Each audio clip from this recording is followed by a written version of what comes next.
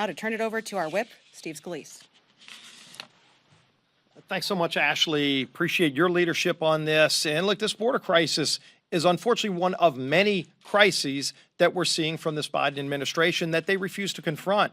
And the border crisis is a clear example of a catastrophe that was created by President Biden's own actions that can only be fixed by President Biden, and he could fix it today. The fact that Vice President Harris refuses to do her job and go to the border shows you that they know how bad it is, and she doesn't want to see it so that she can try to deny it exists. But it's real.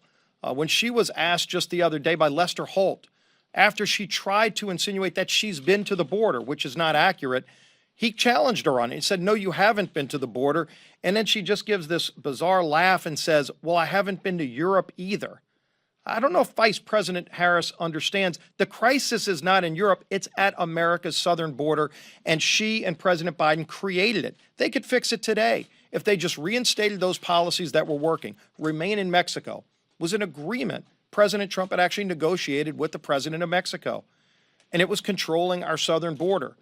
The wall, the barrier, if President Biden doesn't like President Trump, he can call it something different, but it was working.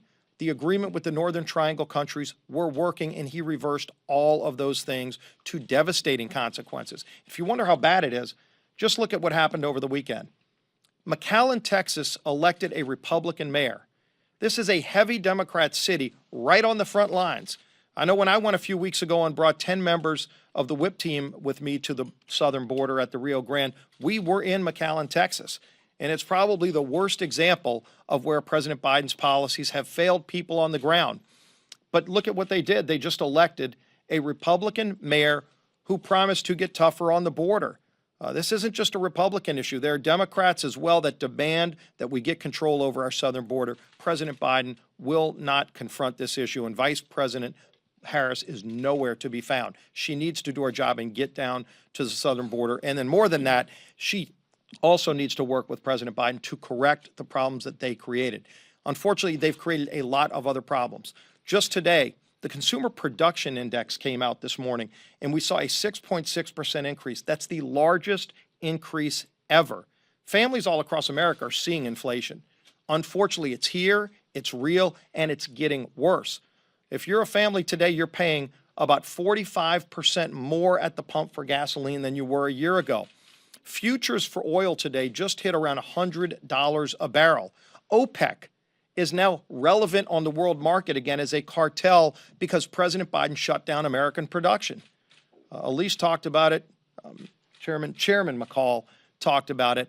But think about this. On day one, President Biden killed the Keystone Pipeline, crushing thousands of American jobs and undermining our relationship with Canada. This is Canadian oil that was going to be coming down to America, creating American jobs to refine that oil in America. And President Biden said no to that. But then literally days after Russians hacked our pipeline in the Northeast, President Biden gets a financial gift to Putin by allowing and greenlighting the Nord Stream pipeline between Germany and Russia.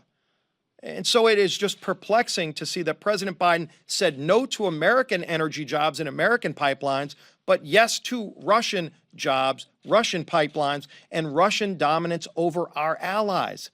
This is real dangerous policy that's happening right now before our very eyes that President Biden has created. It's why families are paying more at the pump. His policies are why today, if you buy a new home, you're paying over $30,000 more for that home than a year ago. President Biden needs to be working with Congress to fix these problems. You don't see a bill on the floor this week or next week's schedule to address any of these crises that we've talked about, to stand with Israel. Why won't President Biden stand up to the anti-Semites in his own party?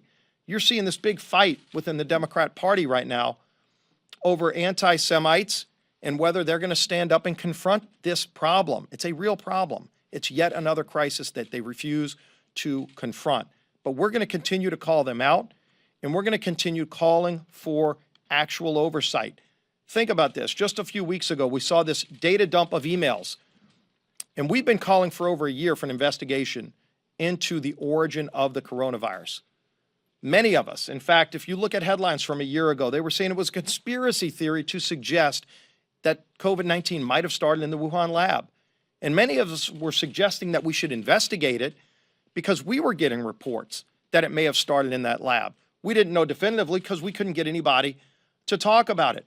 Do you know to this day, Speaker Pelosi still refuses to have a hearing into the origin of COVID? We had a moment of silence yesterday for 600,000 American lives lost. And yet, Speaker Pelosi, with her majority and multiple committees of jurisdiction that are standing today that could do this, have yet to have a single hearing on the origin of a virus that killed over 600,000 Americans.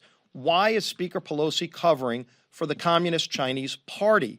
We're calling on Speaker Pelosi to have hearings now on the origin of COVID. Let's look at what we know from the emails. Let's look at what our scientists may have found out talking to Chinese scientists in the Wuhan lab before evidence might be destroyed, if China hasn't already destroyed evidence. We ought to be getting answers to these questions, but for whatever reason, they continue to cover for China's failures. And so we're going to continue pressing for answers on these tough questions.